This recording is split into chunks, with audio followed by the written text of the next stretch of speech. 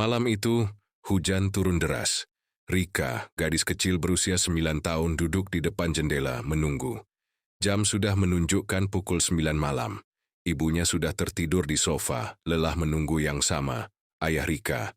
Ayah biasanya pulang pukul 7, membawakan roti coklat kesukaan Rika, dan cerita tentang pekerjaannya sebagai satpam malam.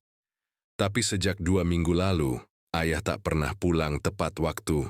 Rika menuliskan sesuatu di buku hariannya. Ayah, aku kangen. Kalau ayah pulang malam lagi, aku akan pura-pura tidur, tapi sebenarnya aku tungguin. Aku janji nggak ngambek. Aku cuma mau peluk ayah sebentar aja. Hujan makin deras dan suara petir menyambar, membuat Rika meringkuk. Tapi tak lama kemudian terdengar suara pintu pagar berderit. Rika melompat, hatinya membuncah. Ia membuka pintu, tapi tak ada siapapun.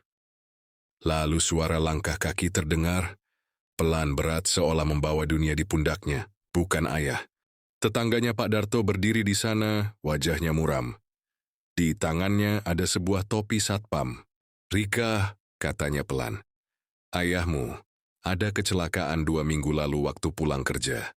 Kami baru bisa mengenali jenazahnya hari ini. Buku harian Rika jatuh dari tangannya, basah oleh hujan dan air mata yang tak terdengar.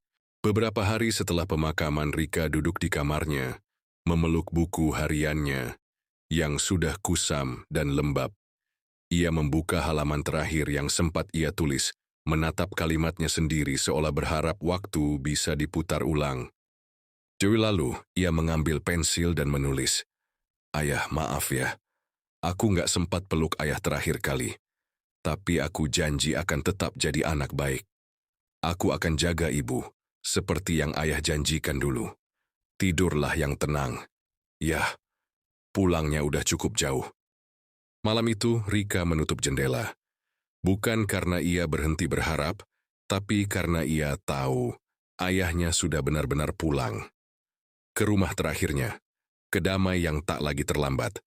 Pesan moral dari cerita ayah pulang terlambat. Hargailah setiap detik bersama orang yang kita cintai, karena kita tidak pernah tahu kapan waktu akan memisahkan.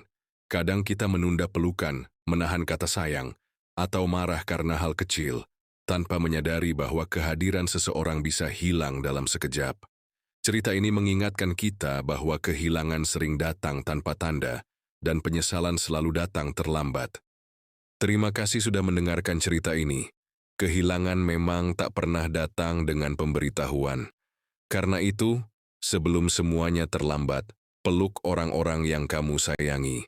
Ucapkan terima kasih, dan jangan pernah menunda cinta yang bisa kamu tunjukkan hari ini. Jika cerita ini menyentuh hatimu, jangan lupa untuk like, subscribe, dan bagikan ke orang lain. Siapa tahu, hari ini kamu sedang mengingatkan seseorang yang juga sedang menunggu pulang. Sampai jumpa di cerita berikutnya.